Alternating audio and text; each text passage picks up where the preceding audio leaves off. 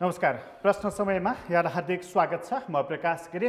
प्रश्न समयको आजको अङ्कमा हामी चर्चा गर्नेछौँ नेपाली राजनीतिको त्यो पक्षको बारेमा जुन पक्षमा आज हामीभन्दा करिब 15-17 वर्ष अगाडि पनि यसै गरी चर्चा भएको थियो र आज पनि त्यसै गरी चर्चा भइराखेको छ। मुलुक गणतन्त्रमा प्रवेश गरेको छ, तर गणतन्त्र प्रवेश गरिसकेपछि आजको स्थितिमा आइपुग्दाखेरि यो सडकमा राजा चाहियो भनेर ठुलो ठुलो ब्यानरमा माग हुन थालेको छ। एक थरी मानिसहरू भन्दैछन् कि सत्तारूढ दल या सत्ता पक्ष अथवा यो संविधानको पक्षधरहरूको अकर्मण्यताको कारणले गर्दाखेरि यो नारा लागिरहेको छ। एक थरी मानिसहरू त्यो भनिरहेका छन्। अर्को थरी मानिसहरू भनिरहेका छन् यो समयको माग हो भनेर। र अहिले राज संस्थाको माग गर्दै काठमाडौँदेखि हेटौँडासम्म, पोखरादेखि बुटोलसम्म विभिन्न ढङ्गबाट विभिन्न समूहले विभिन्न ब्यानरमा त्यो नारा लागिरहेको छ। यसको पछाडिको कारण के हो? काठमाडौँकै कुरा गर्दा सरकारले भनौँ कि त्यो जुलुस नगर्नु भनेर त्यसलाई बन्देज लगाइदिएको छ।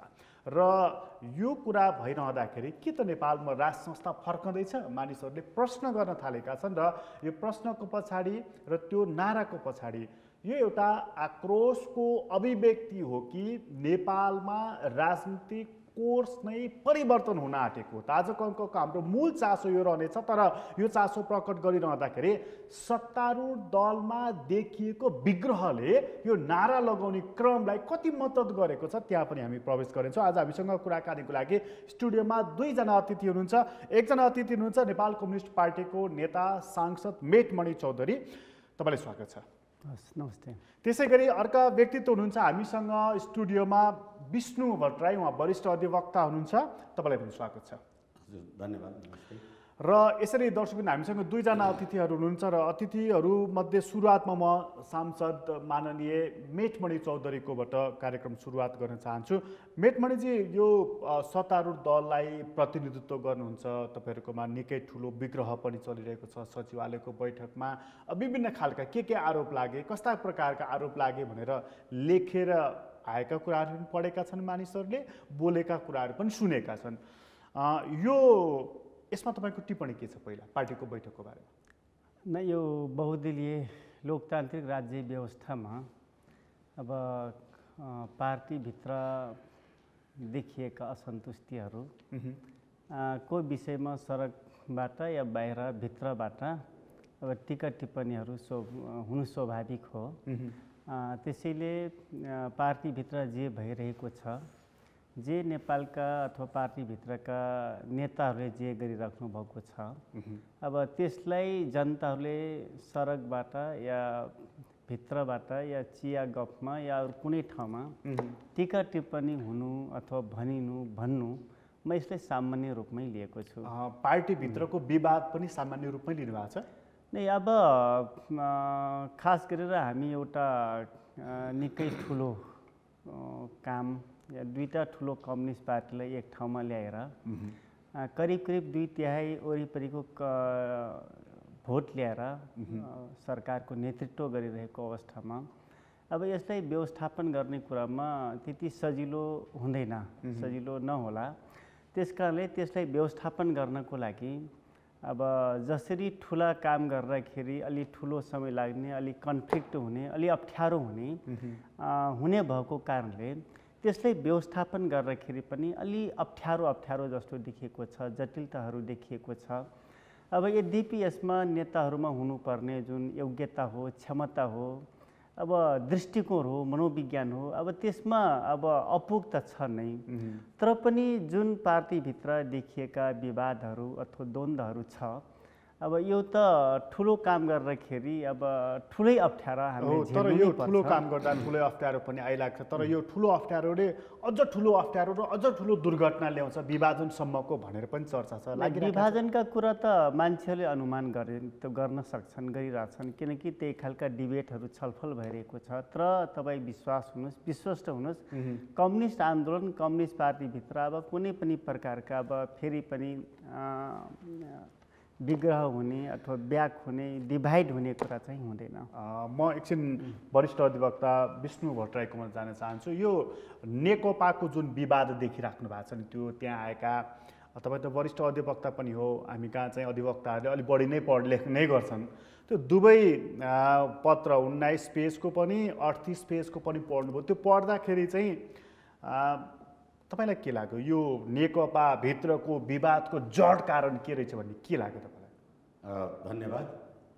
पहिलो कुरा त अहिले अथवा पटक पटकका राजनीतिक परिवर्तन भन्नुहोस् अथवा संसदीय प्रजातन्त्र अन्तर्गतका निर्वाचन भन्नुहोस्, हामीले धेरै हङ पार्लियामेन्ट हेऱ्यौँ, मेजोरिटी पार्लियामेन्ट हेऱ्यौँ, माइनोरिटी पनि हेऱ्यौँ।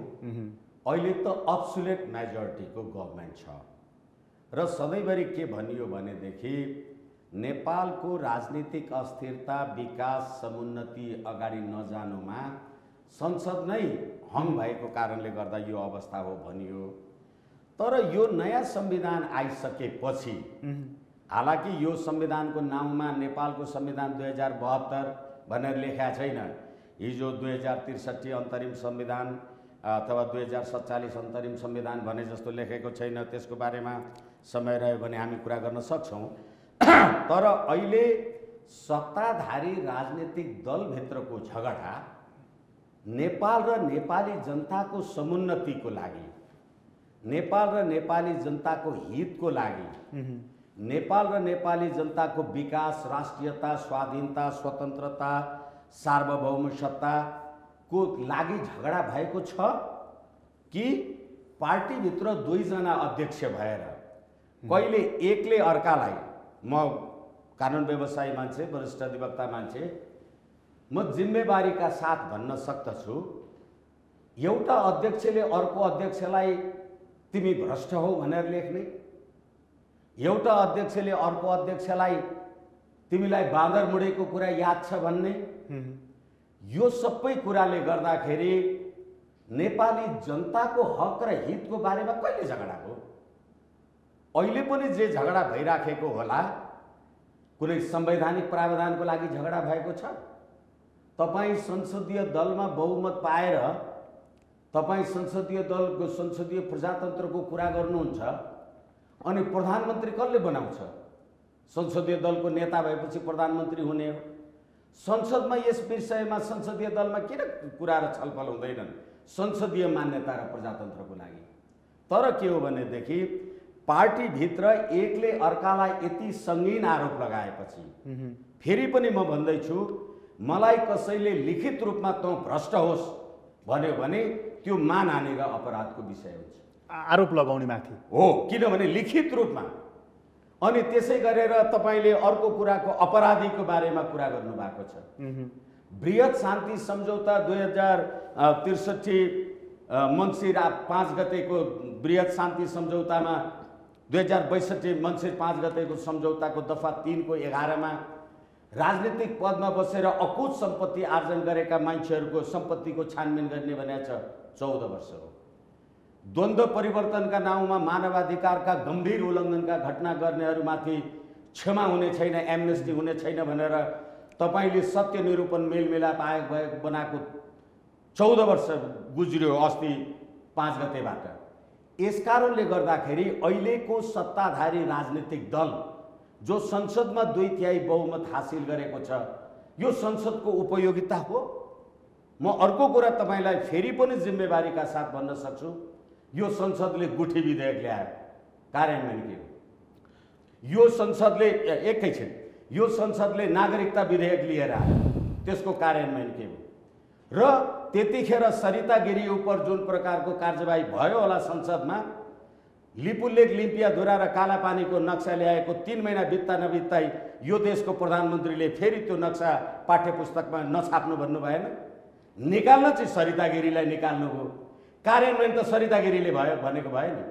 अनि त्यो भनेपछि सामन्त गोयल लगायतका घटनाहरू लामा छन्, तर त्यसको बारेमा पार्टीमा छलफल छैन, त्यसको हैसियतको बारेमा कुरा छैन। अहिले पार्टीमा भइरहेको छलफल चाहिँ के को लागि हो त? हो, यसैले पार्टीमा अहिले भइराखेको छलफल तपाईँले एकलौटी ढङ्गले सरकार चलाउनु हो, पार्टीको स्वीकृति सहमति चाहियो। अस्ति भदौ 26 गतेको उहाँहरूको सहमति के हो भने मैले आम सञ्चारमा धेरैचोटि भनेको छु, उहाँहरूले अब सरकारको काममा पार्टीले हस्तक्षेप नगर्ने, पार्टीको काममा सरकारले हस्तक्षेप नगर्ने भनेको त 15 दिन पनि नबित्दैखेरि अब विष्णु पौडेलजीलाई त ल्याएर अर्थमन्त्री बनाए नि। यो पार्टीको काम हो कि सरकारको काम हो?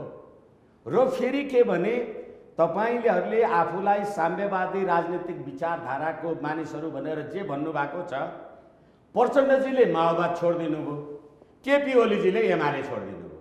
यो नेपाल कम्युनिस्ट पार्टीको जस्ट नेपाल कम्युनिस्ट पार्टी। अनि त्यहाँबाट अब ठिक छ, सी जिनपिङ विचारधाराद्वारा हामी चाहिँ अनुप्राणित छौँ भनेर यो महामारीको बेलामा लकडाउनको बेलामा पनि भर्चुअल बैठक गर्नुभयो। सी जिनपिङको जस्तो पार्टीले निर्णय गरेर नेपालको सरकार चल्छ र संसदीय प्रजातन्त्र? त्यसकारण प्रधानमन्त्रीको राजीनामा माग्ने र नमाग्ने कुरा पार्टीको स्थायी कमिटीको बैठक हो, सचिवालयको बैठक हो। तर के भनेदेखि त्यहाँ नेपाली जनताको हित, समृद्धि र समुन्नतिको लागि चाहिँ के छलफल भइरहेछ त्यो त छैन। मेटमणजी, यो बडा महत्त्वपूर्ण प्रश्न उठाउनु भएको छ हाम्रो चाहिँ वरिष्ठ अधिवक्ता विष्णु भट्टराईले कि त्यहाँ जनता दुःखमा छन्, पीरमा छन्, पीडामा छन्, भोका छन्।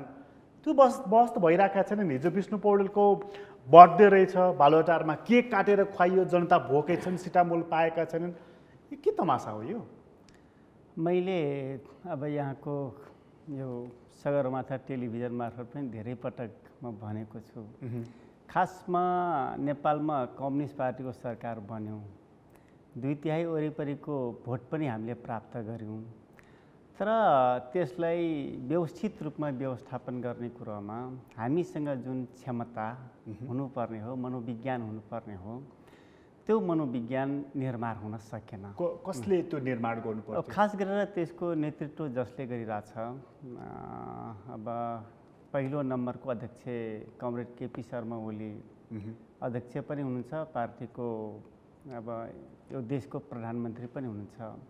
सबैभन्दा धेरै ठुलो दृष्टिकोण अथवा मनोविज्ञान, सबैलाई कोअर्डिनेसन गर्न सक्ने, सम्बोधन गर्न सक्ने मनोविज्ञान उहाँले नै निर्माण गर्न सक्नु पर्थ्यो। र त्यसपछि सचिवालयका साथीहरू जसले अब 9 जना हुनुहुन्छ, पार्टीका वरिष्ठ नेताजीहरू पनि हुनुहुन्छ, अब उहाँहरूसँग त्यो क्षमता हुनु पर्थ्यो। अब त्यो खालको क्षमता नभएपछि अब महासचिवलाई केक काटेर खुवाउने जन्मदिनको अवसरमा, त्यसपछि विकास निर्माणका कुरा, समृद्धिका कुरा, सबै जनतालाई कम्युनिस्ट बनाउने कुरा, कम्युनिस्टप्रति विश्वास दिलाउने कुरा गर्न छोडेर अब झगडा गर्ने कुरा, लडाइँ गर्ने कुरा, त्यो पनि मन्त्री किन एकलौटी बन्यौँ, किन एकलौटी बनायौँ, यस्ता कुरा हुनु भनेको दृष्टिकोणको अभाव नै हो। अब यसलाई अब एक खालको योभन्दा माथि उठेर, यद्यपि यसमा नियतवश त देखिन्छ। तपाईँको विचारमा चाहिँ यो झगडा कहाँ पुगेर टुङ्गिन्छ? न, यो झगडा आज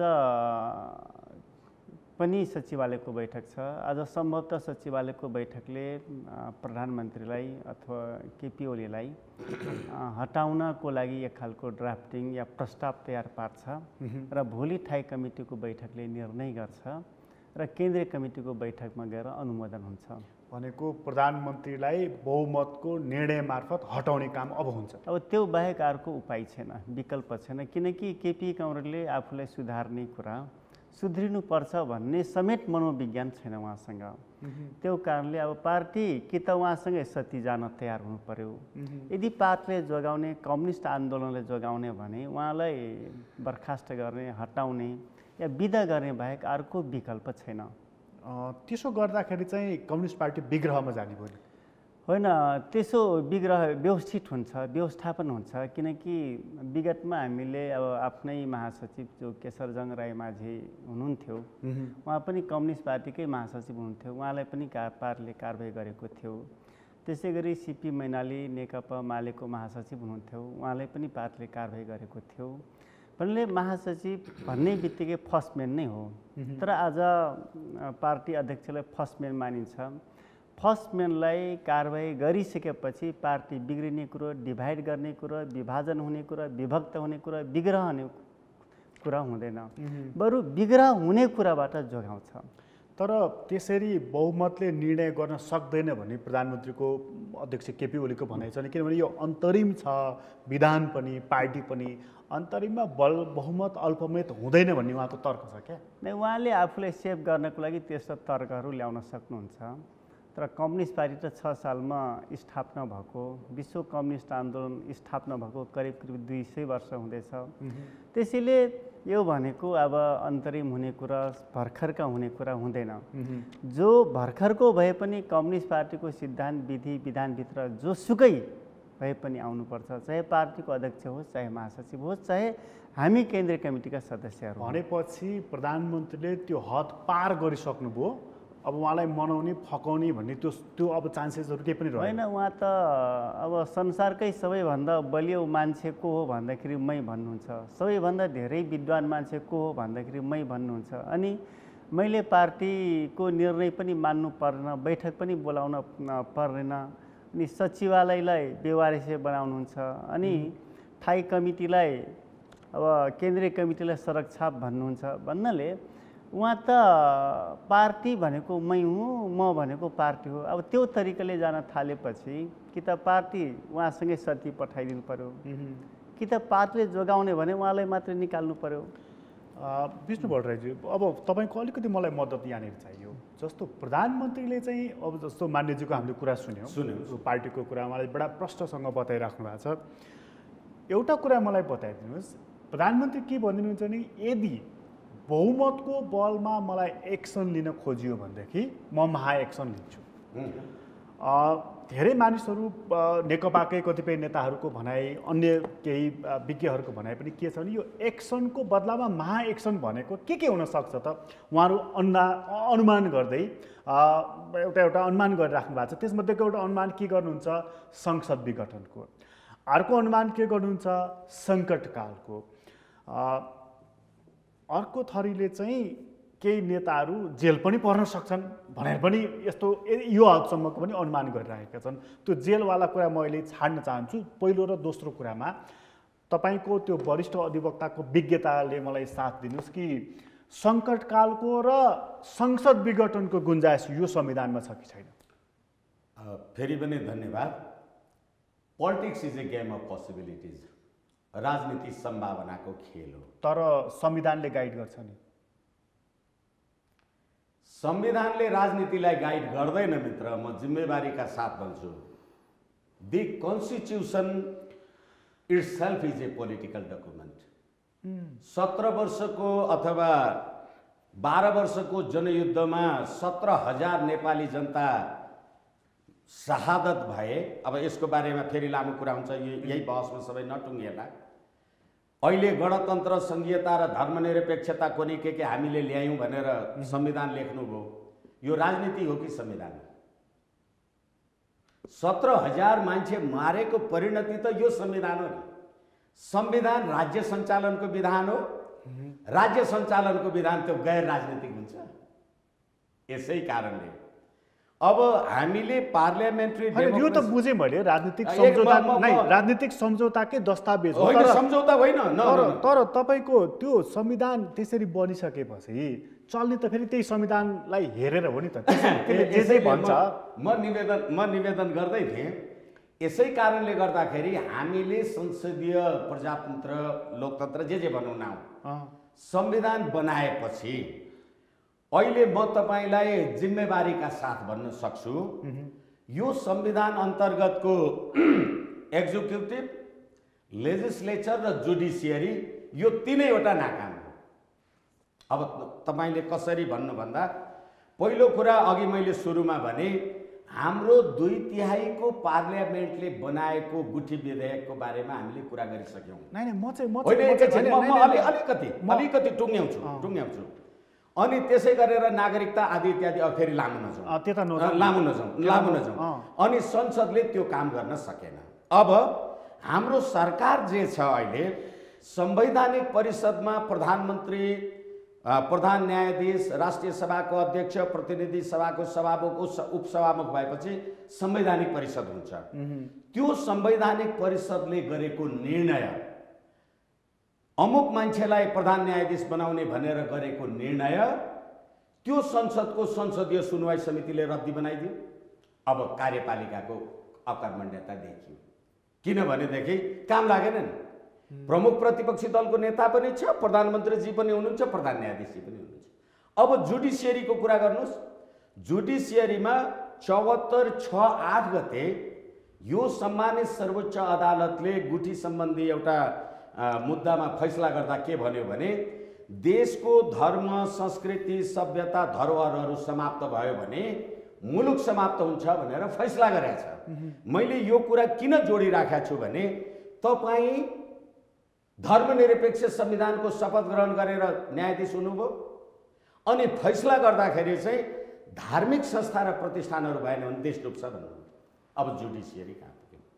अब अहिले फेरि हामीले कुरा त सुरु गरेको थियो सत्ताधारी दलको झगडाको बिचमा। अब सत्ताधारी दलको झगडाको बिचमा अहिले ट्रान्सपरेन्सी इन्टरनेसनलले त यो 17वटा मुलुकको सर्वे गर्दा त नेपाल सर्वाधिक भ्रष्टको सूचीमा त राख्यो। त्यो सर्वाधिक भ्रष्टको जिम्मेवारी केपी ओलीजी र प्रचण्डजीले लिनुपर्छ कि पर्दैन? किनभने हाम्रो राज्य सत्ता हो होइन त्यो अनि एकछिन अब मैले त्यो पर्छ। म संसदीय व्यवस्थामा प्रधानमन्त्रीले संसद विघटन गर्न सक्नुहुन्छ। मलाई एकै मिनट रोक्नु। संसदीय व्यवस्थामा प्रधानमन्त्रीसँग त्यो अधिकार अन्तर्निहित हुन्छ भन्ने तपाईँको भनाइरह्यो। यो चाहिँ व्याख्याको विषय भयो क्या? संविधानको कुन धारामा छ त्यो कुरा? अब संविधानको धारा 78 मलाई जहाँसम्म लाग्छ अब ठ्याक्कै धारा भन्दा अगावै विघटन भएमा बाहेक संसदको कार्यकाल 5 वर्ष रहन्छ। तर संसद 5 वर्ष वर्कै गरेन के गर्ने हुन्छ? हैन, राखिराख्नुहुन्छ। हाम्रो संविधानले संविधानको अविच्छिन्नताको परिकल्पना हो। यसैले गर्दा एकछिनलाई मान्नुहोस्, तपाईँले भनेको कुरालाई मैले माने। अब संसद वर्क पनि गर्न सक्दैन, प्रधानमन्त्रीजी राजीनामा पनि गर्नुहुन्न, अनि पार्टीको सत्ताधारी दलको यो द्वन्द्व पनि टुङ्गिँदैन, अनि भ्रष्टाचार आदि इत्यादिका चरम श्रृङ्खला चलिरहन्छन्। के गर्ने त्यो पार्लिमेन्ट? यस्तो डेडलकको एक्सप्लेनेसन र व्याख्या र विश्लेषण हुँदैन, निकासको लागि व्याख्या र विश्लेषण हुन्छ। त्यसो भए पनि प्रधानमन्त्रीले संसद विघटन गर्न पाउनुहुन्छ भन्ने आशय पनि त झल्केन नि त संविधानमा। हो, यसैले गर्दा अगावै विघटन भएमा बाहेक अगावै विघटन हुने धेरैवटा कारणहरू पर्न सक्छ। जस्तै मेजोरिटीले यदि पार्लियामेन्ट डिजल्भ गर्दैन भने र त्यो पार्लियामेन्ट एउटा विधेयक पनि पास गर्न सक्दैन, त्यसको के काम छ? त्यसको काम देखाउनुहोस् न, पार्लियामेन्टको काम के? तर हिजोको जस्तो चाहिँ ठ्याक्कै हो, प्रधानमन्त्री ठ्याक्कै तपाईँले 47 को संविधानमा भने जस्तो त्यसरी लेखेको छैन। तर हाम्रो सम्मानित सर्वोच्च अदालतले त्यतिखेर मनमोहन अधिकारीजीले गरेको डिजोल्युसनलाई डिस्क्वालिफाई भन्यो, किनभने त्यो मेजोरिटी थिएन भन्यो। अनि गिरिजा प्रसादजीले गरेको चाहिँ मेजोरिटीले भन्यो। अब अहिले त्यसरी हाम्रो संविधानमा, अहिलेको संविधानमा यो कुराको व्यवस्था छैन र पार्लियामेन्ट चाहिँ स्ट्रङ। प्रधानमन्त्रीले मैले तपाईँलाई रोकिराखेको छु, अन्यथा नमान्नु।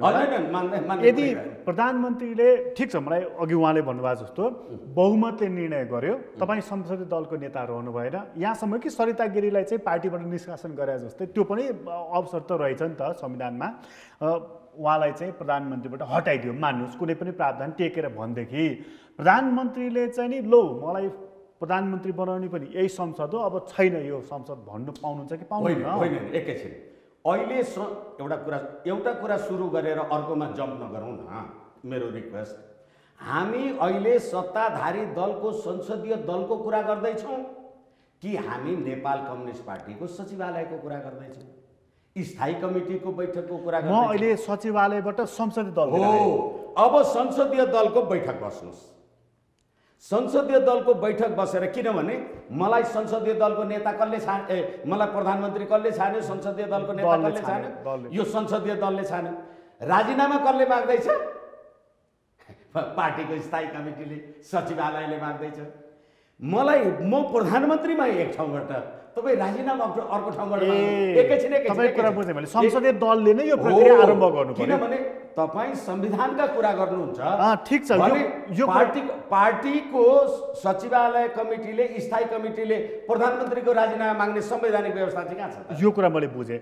संसद विघटन गर्न पाउनुहुन्छ प्रधानमन्त्रीले त्यसो भएदेखि? किनभनेदेखि जब पार्लियामेन्ट चाहिँ कुनै काम गर्न सक्दैन, के गर्ने त त्यो पार्लियामेन्ट? म एकछिन हाम्रो मान्यजीकोमा आएँ। तपाईँ त प्रतिनिधि सभाको सांसद, प्रधानमन्त्रीसँग त्यो अधिकार छ कि छैन? संविधान त पक्कै पल्टाएर हेर्नु भएको छ तपाईँहरू, त विधि निर्माता पो हो त, पाउनुहुन्छ उहाँले चाहिँ। अघि तपाईँले भने जस्तो अब यो वर्क गरेन, प्रधानमन्त्री पनि हदभन्दा बाहिर जानुभयो, नेकपाको बहुमत सदस्यले उहाँलाई दलबाट यताबाट उताबाट कारवाही गर्यो, अनुमोदन गर्यो, मैले माने, म धेरै प्रक्रियामा गइनँ।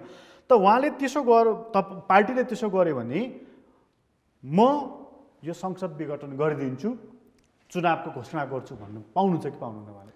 नै 2047 सालको संविधानलाई आधार मान्ने हो भने उहाँ सजिलै सक्नुहुन्छ, किनकि 2/3 वरिपरिको समर्थन पाएको प्रधानमन्त्रीले त्यो काम गर्न सक्नुहुन्थ्यो। यो 47 सालको 47 सालको संविधानलाई बेस मान्ने हो भने। तर यसपालिको 72 सालको संविधानलाई बेस मान्ने हो भने या त्यसमा टेक्ने हो भने त्यो खालको अधिकार उहाँले पाउनु हुँदैन। यहाँलाई थाहा छ अहिले संवैधानिक रूपमा सरकार गठन भइसकेपछि तुरुन्तै अविश्वासको प्रस्ताव ल्याउने कुरा, त्यसपछि विघटन गर्ने कुरा, त्यो खालको सुविधा हामीसँग छैन। त्यस कारणले उहाँ चाहेर पनि त्यो खालको सुविधा पाउन सक्नुहुन्न।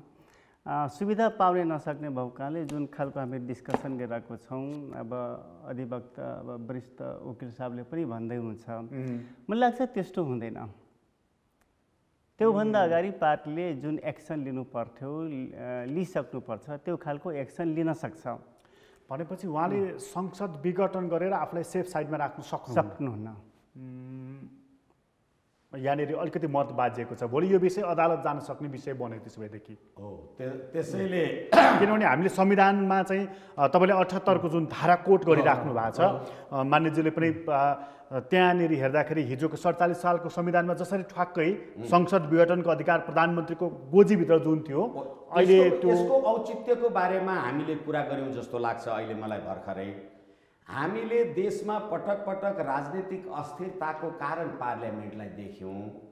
त्यो जहिले अब कहिले कलिसन कहिले आदि इत्यादि, हालाकि भारतमा 41वटा दलको कलिसन गभर्मेन्ट मनमोहन सिंहले 5 वर्ष चलाउनु भयो, अनि हामीले चाहिँ संसदलाई मात्रै अदरवाइज देख्यौँ। र यसपालि हामीले 2/3 दियौँ, 2/3 दिएको सरकारले पनि वर्क गरेन। अर्को म प्रश्नमा गएँ, छोटोमा सङ्कटकालको चाहिँ उहाँलाई सुविधा कति छ?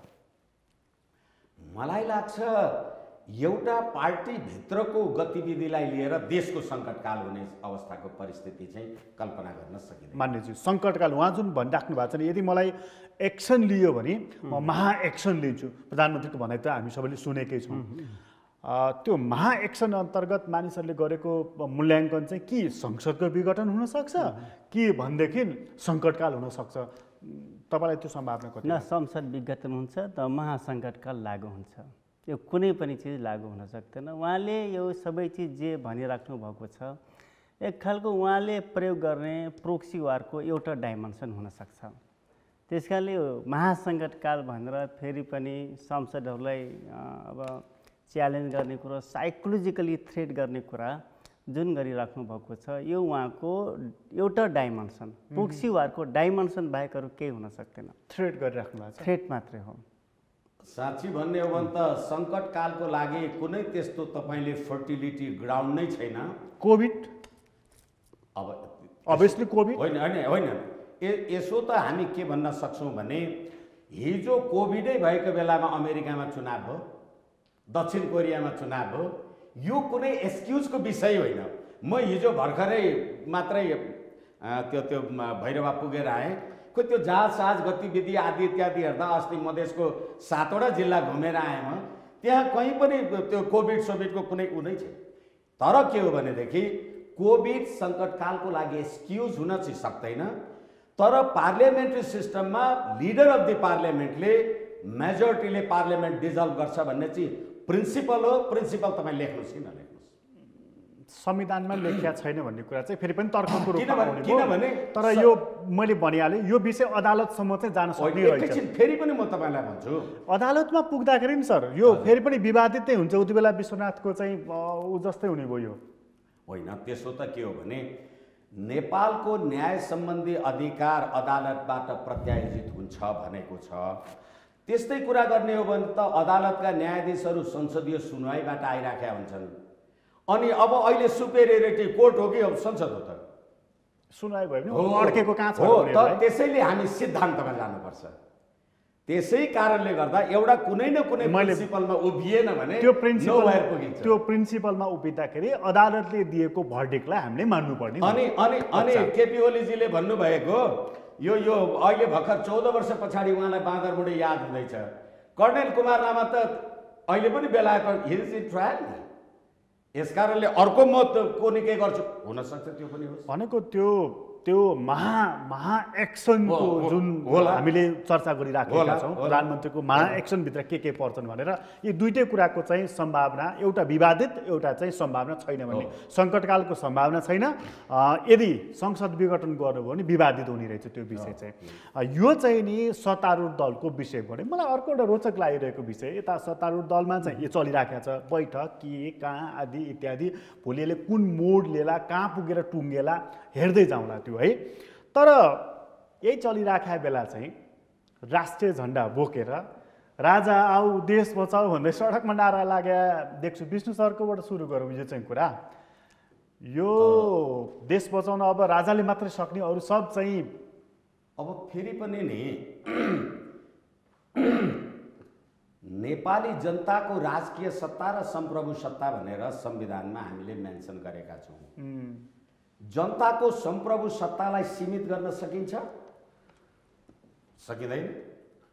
हिजो नेपाली जनताले एक प्रकारको संविधान चाहे होला अथवा एउटा कुनै परिवर्तन चाहे होला, अब अहिले नेपाली जनताले ठिकै छ अर्को खालको परिवर्तन चाहे होला। यो चाहिँ म एकैछिन त्यो जनता भन्दाखेरि यो जनताको नि परिभाषा हामी कहाँ फेरि फरक छ भने ठिकै यो कुन जनताले चाहेको हो? हो हिजो पञ्चायतको वकालत गर्ने, हिजो निर्दलीय व्यवस्थामा चाहिँ नि हामी के बुझौँ भने नेपाली जनता भन्ने बुझौँ न। आज तपाईँ एउटा राजनीतिक सिद्धान्त, बहुमत नेपाली जनता त गणतन्त्रकै पक्षमा एकैछिन बहुमत र अल्पमत भन्ने कुरा त अहिले त हामीले पार्लियामेन्टको बारेमा जे कुरा गरिसक्यौँ त्यो आफ्नो ठाउँमा छ।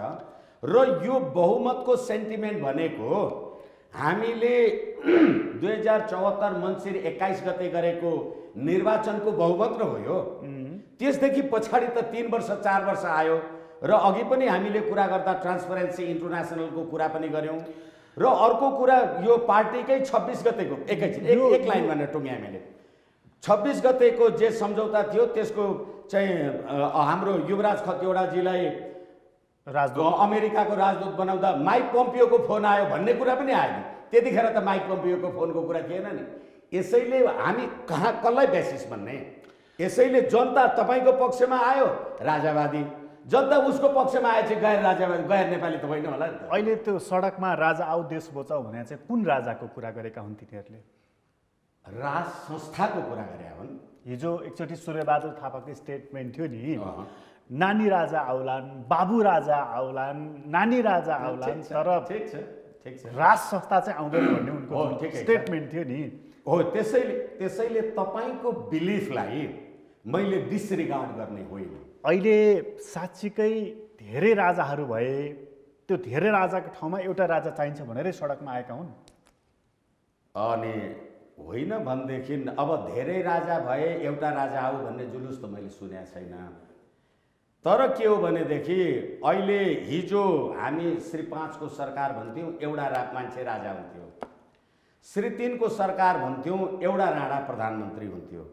अहिले साँच्चै श्री 3 को सरकार, सङ्घीय सरकार, प्रदेश सरकार, स्थानीय सरकार, ती कतिवटा सरकार 761 वटा सरकार। अनि ती सरकारहरू हरेक प्रदेश अन्तर्गत प्लास्टिकको टुलमा तौलिया ओछ्याएर सलामी खाने सरकार। अनि यिनीहरूको काम चाहिँ के भयो भनेदेखि देशबाट अहिले फेरि हामी भन्दैछौँ ट्रान्सपरेन्सी इन्टरनेसनलले त्यो कुराको बारेमा निदो गर्यो। र अर्को कुरा के हो भने कोरोना महामारीले जनता भात खान नपाएर कागजको प्लेटमा कसैले भात दिँदैछ। अनि त्यही गणतान्त्रिक लोकतान्त्रिक सरकारको राष्ट्रपति त्यही ठाउँमा हेलिकप्टर उडाएर त्यो थालमा भातमा पनि धुलो हालिदिँदै त्यसैले नेपाली जनता हिजो तिनै नेपाली जनता आए त्यसलाई चाहिँ तपाईँले एक थोक भन्ने, अहिले तिनै नेपाली जनता आए तिनीहरूलाई अर्को थोक भन्न त पाइएन। म एकछिन मान्यजी गुमाएँ। मान्यजी, अब यो सत्तारूढ दलको विवादको बारेमा त हामीले चर्चा गरि नै हाल्यौँ। यो सडकको नारा जुन छ नि, राजा आऊ भनेर चाहिँ राज संस्थाको वकालत गर्दै भइरहेको काठमाडौँमै पनि भयो, अझै भइ पनि राखेको छ, अझ अन्य मितिहरूमा पनि उहाँले निर्धारण गर्नुभएको छ। तपाईँले चाहिँ वास्तवमा अब गणतन्त्र पक्षधरहरू कमजोर हुँदै गएको, राज संस्थावादीहरू चाहिँ अलिकति मजबुत हुँदै गएको, अहिले त युवाहरू पनि देखिन्छन् सडकमा। यो गणेश मानजीले चाहिँ यो शिशु प्रजातन्त्र भन्नुहुन्थ्यो नि, यो शिशु गणतन्त्रको जग हल्लिन थालेको हो होइन? यो अब लोकतान्त्रिक राज्य व्यवस्थामा राजा आऊ देश बचाऊ पनि भन्न सक्छन्। यो मौलिक हक अधिकारभित्रकै कुरा हो, आफूलाई लागेको कुरा भन्न पाउनु पर्यो नि। तर सडकमा जे आउँछ, जे आइरहेको छ त्यो नै अन्तिम सत्य चाहिँ हुन सक्दैन। यो दार्शनिक रूपमा पनि बेठिक छ, सैद्धान्तिक रूपमा बेठिक छ, व्यवहारिक रूपमा कुनै पनि हकमा यसको बिचमा तालमेल खाँदैन भनेपछि आफ्नो मौलिक हकलाई उपयोग गर्न सक्ने भए मान्छेहरूलाई, त्यो सुविधालाई प्रयोग गर्न सक्ने भए, तर यो सम्भावना चाहिँ छैन। कतैबाट पनि देख्नुहुन्न त? कुनै कुनै कुनै ठाउँबाट यो सम्भावना छैन। जुलुस त देखियो, हिजो जुलुस त हेटौडामा देखियो, बुटोलमा देखियो, पोखरामा देखियो, काठमाडौँमा देखियो, राष्ट्रिय झन्डा बोकेको छ। त्यो त 50-100 जना 1000 जना मान्छे त ल यसो गरौँ न त भन्दाखेरि त मान्छे मोटरसाइकलमा निस्किन सक्छ नि त। त्यति त तपाईँहरूको पार्टीले भने नि अहिले आउँदैनन्, काङ्ग्रेसले भने नि आउँदैनन् नि त। नै, हामीले त भनेकै छैनौँ नि त। त्यस कारणले यो भनेको व्यवस्थाकै विपक्षमा जुन उठिरहेको छ, अब यो व्यवस्थाभित्र करप्सन हुनसक्छ, व्यथिति हुनसक्छ, यसलाई व्यवस्थापन गर्ने योग्यता नहुन सक्छ, तर व्यवस्थाकै विपक्षमा अथवा व्यवस्थाकै विकल्प खोज्ने कुरा फेरि त्यो राजाबाट खै कुनै प्रकारको सम्भावना छैन। यो अहिलेको लोकतान्त्रिक गणतन्त्रको विकल्प हिजोको राजा, हिजोको राज संस्था हुन सक्छ कि सक्दैन? सक्दैन।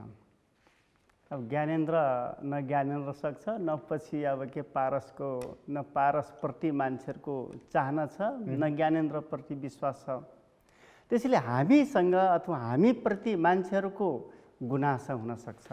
यो जुलुस, यो नारा, यो र्याली, यसको कुन रूपमा बुझिराख्नु भएको छ त तपाईँले? यो के हो त त्यसपछि? के का लागि हो त त्यसपछि? नै, खास गरेर अब हामीले पनि आफूलाई राम्रो समृद्ध बनाउन सकेका छैनौँ। त्यसपछि नेपालमा जति राजनीतिक दलहरू छन्, नेपाली काङ्ग्रेस हुँदै साना मसिना जनमोर्चा पार्टी अथवा मधेसी दलहरू, जुन हामीले नेपाली जनताहरूको डिमान्डलाई अथवा मनोविज्ञानलाई स्मुथली सम्बोधन गर्न सक्नु पर्थ्यो, त्यो तरिकाले हामी सम्बोधन गर्न सकेका छैनौँ। त्यसमा कमी कमजोरी हुन सक्छ, तर यही कमी कमजोरीले नै देखाएर अब व्यवस्थाकै अब विकल्प खोज्ने चाहिँ त्यो हुँदैन। म एकछिन विष्णु सरकोमा गएँ। विष्णु सर, यो अब राजनीतिक पार्टीहरू भने नि, तपाईँलाई मैले यो भनिराख्नु पर्ने कुरै होइन, यी पार्टीहरू त गाउँघरमा गएर ढिँडो रोटी फापर खाएर जनतासँग भिजेर तिनका दुःख सुख पीर सब बुझेर आएका पार्टी पो हुन् त यिनीहरू। अनि यिनीहरू शासन सत्तामा छन्, यिनले त जनताको गुनासोहरू सम्बोधन गर्न सकिरहेका छैनन्, धौधौ परिरहेका छन् भने दरबारमै हुर्केको पढेको बढेको त्यो सम्भ्रान्त, त्यो अभिजात्य वर्गको व्यक्ति पुनः दरबारमा आएर बस्यो भने सारा समस्याहरू छुमन्तर हुन्छ भनेर यो नाराको आशय बुझिनँ क्या मैले। हो, फेरि पनि तपाईँले अत्यन्तै संवेदनशील कुरा राख्नु भएको छ। यो वास्तवमा अघि सुरुमै भने the constitution is the changing mode of society भने समाजको परिवर्तित रूपलाई सम्बोधन गर्ने संविधान र कानुन हो। हरेक 5 वर्षमा निर्वाचन किन गर्नुपर्छ? आज मैले तपाईँलाई भोट दिएँ भने 5 वर्ष पछाडि म तपाईँलाई नदिन सक्छु, अथवा अघि हामीले पार्लियामेन्टको पनि अब मेजोरिटी डिसल आदि इत्यादि कुरा गरिसक्यौँ। यसै कारणले गर्दाखेरि हिजो जनताको मोड जे थियो होला त्यो निरन्तर एउटै रहनुपर्छ भन्ने कुरा हुँदैन भन्ने यो सिद्धान्त हो। र अर्को कुरा के हो भनेदेखि परिवर्तन भन्ने कुरा संसारमा कि बाई बुलेट कि बाई ब्यालट, कि राज्य सत्ता। अब साम्यवादीहरूले त भन्ने गर्छन् नि राज्य सत्ता भनेको बन्दुकको नालीबाट निश्रित हुन्छ। तर अहिलेको हाम्रो राज्य सत्ता भनेको त जनताको अभिमतबाट स्थापित भएको हो। यसै कारणले अहिले सडकमा निस्किएका जति जनताहरू तिनीहरूले यो संविधान अन्तर्गत मत हालेका थिए कि थिएनन्? निश्चित रूपमा हालेका थिए। फेरि पनि म तपाईँलाई स्मरण गरौँ, अघि हामीले 47 को संविधानको कुरा गऱ्यौँ। 47 को संविधान अन्तर्गत शपथ ग्रहण गरेकै राजनीतिक दलहरू जनताहरू सडकमा आएर 47 को संविधान परिवर्तन भएको होइन? त्यसमै यस्तो हुनसक्छ सर कि अब सडकमा जुन जुलुस निक्लिएको छ नि, तपाईँले जुन भन्नुभयो नि, ती मान्छेले कहीँ न कहीँ भोट त पक्कै हालेका थिए होला। कसैले कम्युनिस्ट पार्टीलाई हाले होला, कसैले कङ्ग्रेसलाई हाले होला, कसैले राप्रपालाई हाले होला, कसैले समाजवादीलाई हाले होला। त राजा चाहिन्छ भन्दै जो राप्रपा लगायतकै राजनीतिक दलहरू जुन छन् मुखरित राजनीतिक दल भन्दा पनि जनता स्वतःस्फूर्त राप्रपावाला कुरा भन्दा पनि अच्छा ओके जोसुकै होस् होइन, तर त्यो काहीँ त गएर जम्मा हुनुपर्छ त्यो मत त। कुनै एउटा पार्टीले अथवा कुनै एउटा पार्टी नै भनौँ, अब दलीय व्यवस्थामा त पार्टी भन्नै पर्यो, त्यसले भोलि 2/3 मत ल्यायो भनेदेखि त संविधानै पनि त संशोधन हुन सक्छ नि त। आधारभूत कुरामा पनि संरचना त्यसको परिवर्तन गर्न सक्छ। त्यसैको लागि चाहिँ यो माहौल बनेको हो त यो हो। त्यसैले अहिले यो संविधानको धारा 5 राष्ट्रिय हित भन्ने अन्तर्गत के भनिएको छ भने नेपालको सम्प्रभुता, नेपाली जनताको सर्वोत्तम हित, कल्याण आदि इत्यादि राष्ट्रिय हित हो। यस विरुद्धको काम कारबाही चाहिँ सङ्घीय कानुन बमोजिम कसुर हुन्छ भनेर। सङ्घीयता, लोकतन्त्र, गणतन्त्र विरुद्धको काम कारबाही कसुर हुन्छ त भनेन।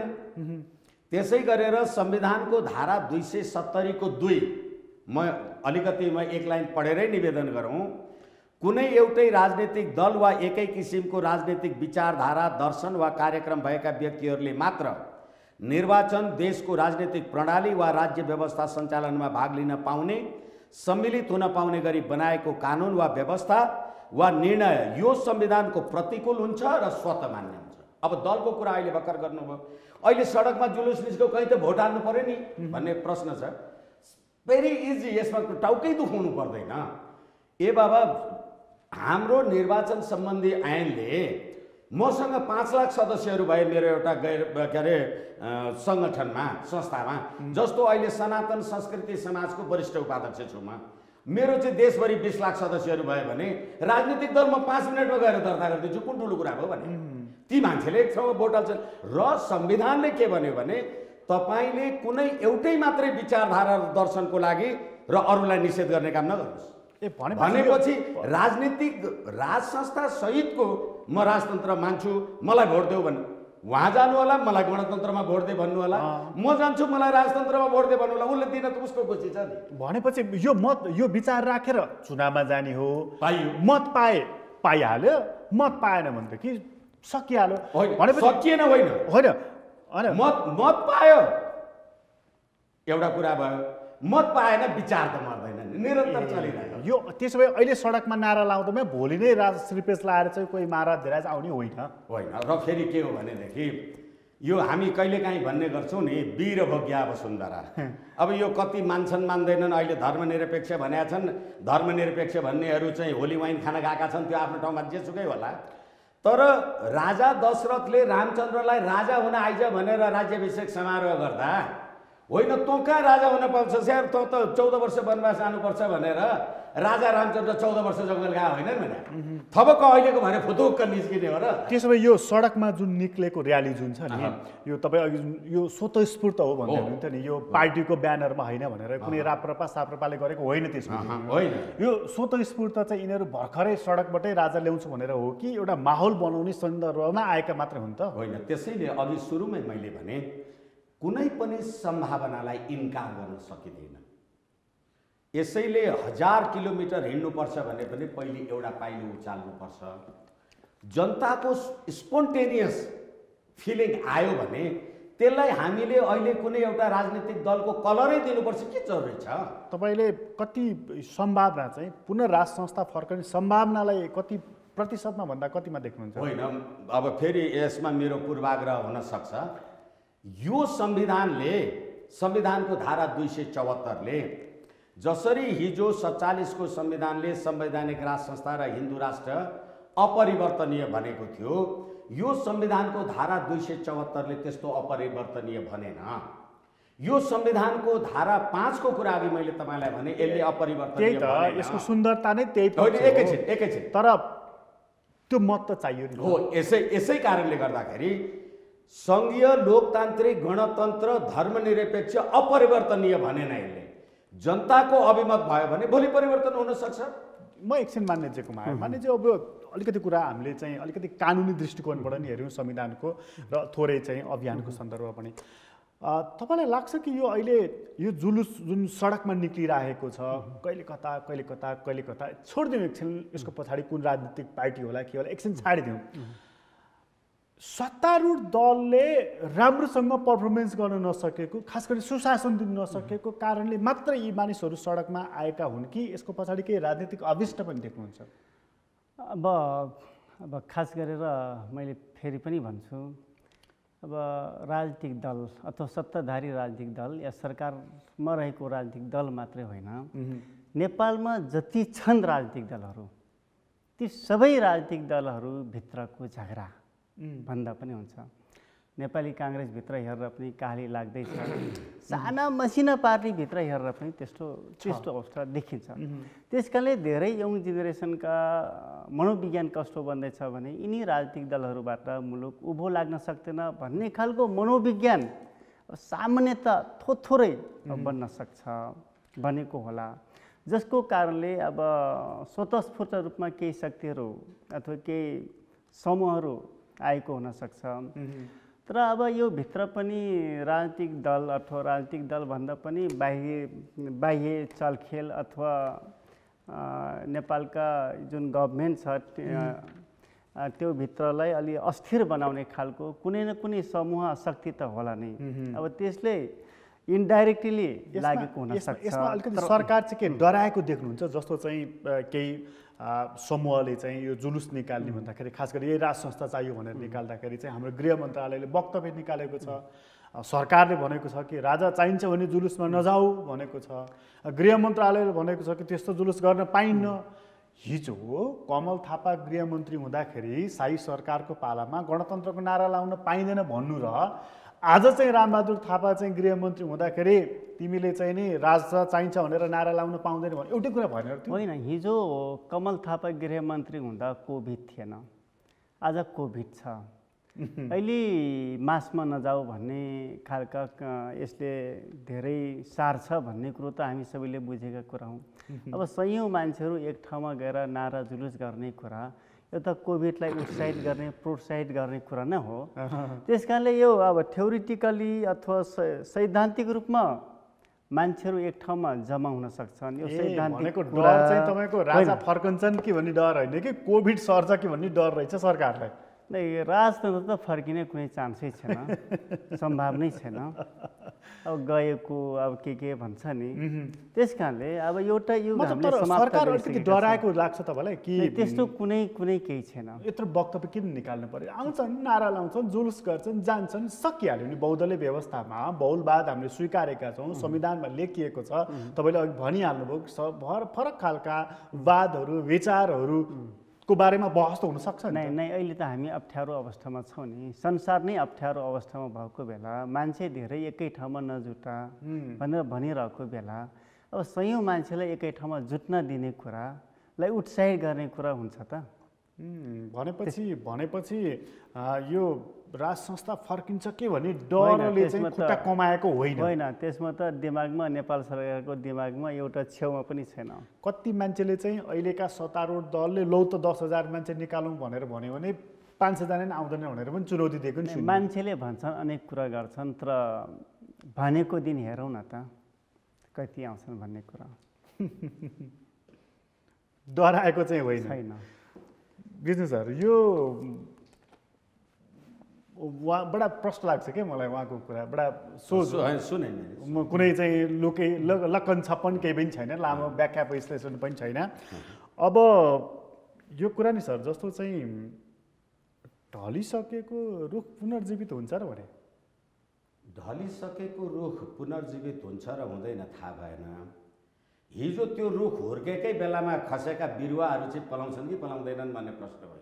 बिउ झरेको रहेछ भने हो। यसै कारणले गर्दा विक्रम सम्वत 1825 मा पृथ्वीनारायण शाहले यो राष्ट्रको एकीकरण गर्दाखेरि त्यतिखेर नेपाल राष्ट्रको निर्माण गर्न त सम्पूर्ण तत्कालका नेपाली नागरिकहरूको संलग्नता थियो होला हो, तर तिनै राजाका वंशजले गद्दी जोगाउन सकेनन्, देश कसरी जोगाउँछन् भने के निश्चित रूपमा एकैछिन ती राजाले गद्दी जोगाउन सकेनन् भन्दा पनि ती राजाले के भने नेपाली जनताको नासो, नेपाली जनतालाई सुम्पिएको छु भने गद्दी तिमीहरू लैजाऊ भन्दाखेरि कृष्ण सिटौलाजी त त्यो संविधान सभामा प्रत्यक्ष चुनाव हार्नु भएको थियो, चिठी लिएर गएको मान्छे त उहाँ नै न हो।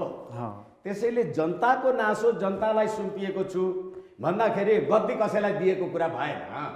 र फेरि अर्को कुरा म तपाईँलाई निवेदन गरौँ, अहिलेको यही संविधानले हामीलाई के भन्यो भने विचार र अभिव्यक्तिको स्वतन्त्रता पनि संविधानको धारा 17 ले दियो। त्यसै गरेर भेला हुने स्वतन्त्रता, आमसभा सम्मेलन गर्ने स्वतन्त्रता पनि दियो। कोभिडको डर क्या हो, त्यही त भनेको त कोभिडको डर। कोभिड यस्तै बदमास छ नि, अस्ति डोनाल्ड ट्रम्पले चुनाव हारेपछि त्यो कत्रो हल्ला भयो हेर्नुहोस् त, त्यो क्यालिफोर्निया र मिशिगन। हो, तर आज हेर्नुहोस् त त्यहाँ 1.5 लाख 2 लाख मान्छे एक रातमा संक्रमित भइरहेका छन्। मतलब त्यो परिणाम त्यसैको त हो नि, हामी त्यही बाटोमा त जाने कुरा। त्यसैले कोभिड बडा डेन्जर छ यो कोभिड। त्यति मात्रै होइन, अझ अमेरिकामा त ओबामाकै टाइममा जब आइएस चाहिँ उच्च दर्जामा थियो ओसामा बिन लादेनको, त्यतिखेर ग्वान्टानामो बेमा थुनेका मान्छेहरूले भन्थे के मेरो शरीर थुन्न सक्छौ, मेरो विचार त संसारमा बढ्या छ, म कति स्वतन्त्र छु भन्थे। त्यसैले अहिले कोभिडले विचार छेक्दैन के पुरा तेजो भनेको मैले। अन्त्यमा सोधेँ, हजुर प्लिज, जम्मा 20 सेकेन्डमै दिन होला उत्तर। तपाईँलाई कति प्रतिशत विश्वास छ कि राज संस्था फर्किन्छ भन्नेमा? म पूर्ण रूपमा विश्वस्त छु। 20 सेकेन्ड लागेन नि मान्यजी, तपाईँ कति प्रतिशत विश्वस्त हुनुहुन्छ?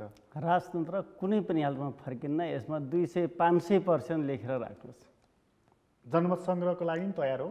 हामी तयार छौँ। जनमत सङ्ग्रहको सम्भावना छैन, 5 वर्ष पुगेको छैन, अनि कसरी तयार हुनु? जनताको म्यान्डेट प्राप्त गरेको त हामी मुस्किलले अझै 3 वर्षै पुगेको छैन। त्यस कारण यो न जनमत सङ्ग्रह हुनसक्छ, न राजतन्त्र फर्किन सक्छ। संविधानको धारा 275 ले जनमत सङ्ग्रहको व्यवस्था गर्दै राष्ट्रिय महत्त्वका हरेक विषयमा जनमत सङ्ग्रह हुन्छ, गर्न सकिन्छ। आवश्यकता महसुस भयो भने प्रधानमन्त्रीको भनाइ होइन, जनमत सङ्ग्रह पनि हुँदैन, सडकलाई पनि रोक्नुहुन्छ भने विस्फोट हुन्छ। अहिले आवश्यकता छैन। कस्तो प्रकारको विस्फोट? वीर अवज्ञा वसुन्धरा, राज्य सत्ता बलियाले खाने, दुब्लाले हिसाब राख्ने। हस् यार, दुवैजनालाई धेरै धेरै धन्यवाद। हस्, सगरमाथा टेलिभिजनलाई बहुत बहुत धन्यवाद। प्रश्न समयको लागि बहुत बहुत धन्यवाद। आदरणीय दर्शक तपाईँलाई पनि धन्यवाद। आज हामीले कुराकानी गऱ्यौँ दुईजना अतिथिसँग, एकजना वरिष्ठ अधिवक्ता विष्णु भट्टराई र अर्को प्रतिनिधि सभाका सदस्य सांसद मेटमणि चौधरीसँग। उहाँ दुवैजनासँगको कुराकानी अहिलेको लागि यति नै। प्रश्न समयबाट म प्रकाश गिरीलाई बिदा दिनु। सगरमाथा टेलिभिजन हेर्दै गर्नुहोला। नमस्कार।